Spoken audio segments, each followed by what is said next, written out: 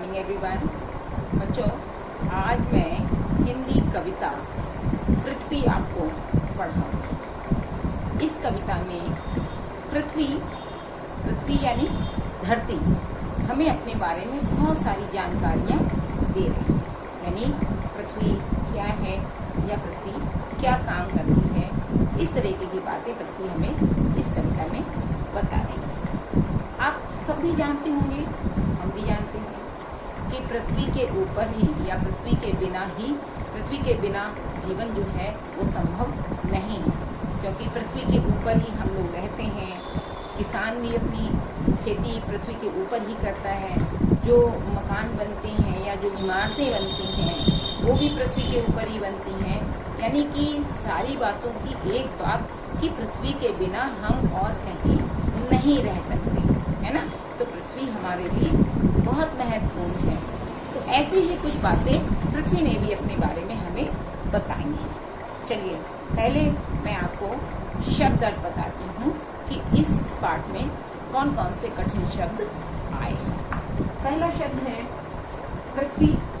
पृथ्वी का अर्थ है धरती, ठीक है। फिर दूसरा अर्थ है धुरी। धुरी यानी मध्य बिंदु, यानी वो बीच का बिंदु जिसके ऊपर पृथ्वी घूमती है। फिर इसके बाद परिक्रमा करना यानी किसी चीज के चारों ओर घूमना। इसके बाद आता है ऋतुएं। ऋतुएं का अर्थ है मौसम। मौसम जैसे सर्दी का मौसम, गर्मी का मौसम, है ना। इसके बाद त्योहार। त्योहार का अर्थ है पर्व। फिर आता है ब्रह्मांड। ब्रह्मांड यानी सृष्टि। फिर चंदा। चंदा का अर्थ है चंद्रमा। चंद्रमा जिसे आप बोलते हैं, ठीक है बच्चों। अब चलिए मैं आपको कविता बताती हूँ कि इस कविता में क्या बताया गया है। पृथ्वी कहती मैं चलती हूँ, हाँ चलती ही रहती हूँ, अपनी धुरी पर घूमती रहती, रात और दिन करती हूँ। जो बोल रही है यानी धरती हमें बता रही है कि मैं चलती हूँ, यानी मैं चलती हूँ और हर समय चलती ही रहती हूँ, यानी रुकती नहीं। अपनी धुरी पर घूमती रहती, रात और दिन करती हूँ। यानी पृथ्वी हमसे बोल रही है या हमें बता रही है कि मैं अपनी धुरी पर यानी एक मध्य बिंदु पर टिकी हूँ और उसी पर घूमती रहती हूँ और रात दिन घूमती हूँ। यानी कि पूरा दिन पूरी रात रुकती नहीं है, पूरा दिन और पूरी रात घूमती रहती है। सूरज की मैं करूं परिक्रमा, एक वर्ष में एक ही बार। पृथ्वी बोल रही है कि मैं सूरज की परिक्रमा करती हूँ। परिक्रमा करती हूँ यानी उसके चारों ओर घूमती हूँ। यानी पृथ्वी जो है वो सूरज के चारों ओर घूमकर उसकी परिक्रमा करती है, यानी उसके चक्कर लगाती है। तभी तो ऋतु में रंग बदलती, तभी तो आते हैं त्योहार। पृथ्वी जो सूर्य के चक्कर लगाती है तो वो पूरे वर्ष भर घूमती रहती है, रात और दिन, है ना। यानी पूरे साल भर घूमती है। तो इस दौरान मौसम भी बदलते रहते हैं। कभी सर्दी का मौसम आ जाता है तो कभी गर्मी का मौसम आ जाता है या फिर कभी बरसात का मौसम आता है। और इसके साथ साथ जैसे जैसे मौसम बदलते हैं वैसे वैसे त्योहार भी यानी पर्व भी आते रहते हैं। जैसे कभी होली का त्योहार आता है या कभी दीपावली का त्योहार आता है। इस तरीके से पूरे साल में त्योहार भी आते रहते हैं। मैं चलती हूँ तुम भी मेरे संग संग चलते रहते हो, अपने घर में बैठे हो ब्रह्मांड की यात्रा करते हो। पृथ्वी बोलती है कि मैं चलती हूँ और मेरे साथ साथ तुम भी चलते रहते, यानी हम लोगों को अंदाजा नहीं होता है कि हम लोग भी पृथ्वी के साथ साथ घूम रहे हैं। लेकिन पृथ्वी कहती है मैं तो चलती हूँ लेकिन मेरे साथ तुम भी चलते रहते हो, अपने घर में बैठे हो ब्रह्मांड की यात्रा करते हो। यानी पृथ्वी बोलती है कि तुम अपने घर में रह के सारे संसार की यात्रा कर लेते, यानी सारी सृष्टि की यात्रा कर लेते हो। क्यों? क्योंकि पृथ्वी के संग संग पृथ्वी कब घूम जाती हमें इसका एहसास नहीं होता है, लेकिन पृथ्वी के साथ जब पृथ्वी घूमती है तो हम लोग भी घूम जाते हैं, है ना, क्योंकि पृथ्वी अपने साथ पृथ्वी के ऊपर हम लोग रह रहे हैं, और जब पृथ्वी घूमती है तो कब घूम जाती है हमें नहीं पता चलता, लेकिन उसके साथ साथ वो चक्र बदल जाता है। चंदा को मैं बांध कर रखती, जो मेरे संग संग चलता है, कभी वह छोटा कभी बड़ा वह, जाने कितने रूप बदलता है। पृथ्वी बोलती है कि चंद्रमा जो है वो मेरे साथ रहता है, यानी पृथ्वी के साथ रहता है, जो उसी के साथ साथ चलता है। कभी वह छोटा दिखाई पड़ता है तो कभी वह बड़ा दिखाई पड़ता है। उसके रूप जो हैं वो बहुत सारे हैं और वो अपने रूप बदलता रहता है। ठीक है बच्चों, इसके बाद शब्द अर्थ है।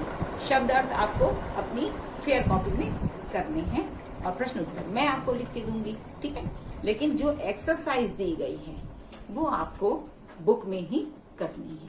ठीक है बच्चों, इसमें प्रश्न उत्तर हैं, ये मैं आपको लिख के दूंगी। इसके बाद इससे पहले सही शब्द चुनकर सही पर टिक लगाना है। ठीक है, अब जैसे इसमें पहला क्वेश्चन है, को मैं बांध कर रखती, सूरज ग्रह चंदा, यानी पृथ्वी किसके बारे में बोलती है कि मैं उसको बांध कर रखती हूँ, तो आपको उस पर टिक करना है। कितने रूप बदलता, कितने रूप बदलता, इस पे जो आंसर सही है उसको आपको टिक करना है। इसके बाद एक्सरसाइज दी गई है, इसमें मैं और मैं लिखना है। मैं शब्द हम वहां पर यूज करते हैं जब किसी चीज के अंदर कोई बात हो रही हो, तब हम मैं का यूज करते हैं।